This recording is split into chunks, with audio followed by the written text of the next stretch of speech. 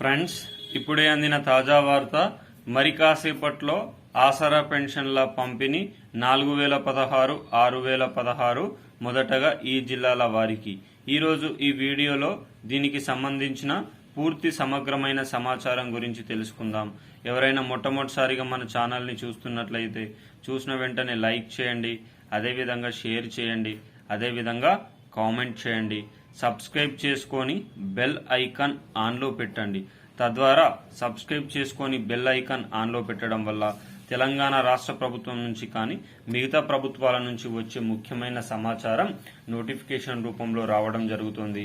ఇక ఆలస్యం చేయకుండా వీడియోలోని వివరాల్లోకైతే ఈరోజైతే వెళ్ళిపోదాం.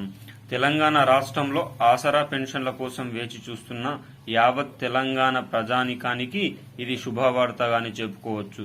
2016 రూపాయల నుంచి 4016 రూపాయలకు, 4016 రూపాయల నుంచి 6016 రూపాయలకు ఆసరా పెన్షన్ల పంపిణీ కార్యక్రమం చేయబోతున్నట్లు తెలంగాణ రాష్ట్ర ముఖ్యమంత్రి వర్యులు పేర్కొనడం జరిగింది.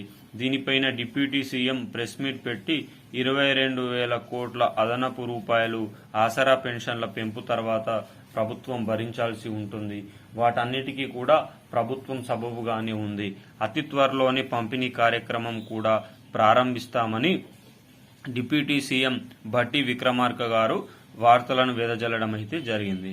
దీనిపైన 50 లక్షల మంది ఆసరా పెన్షన్ బాహులు ఆశాభావం వ్యక్తం చేస్తున్నట్లు సమాచారం.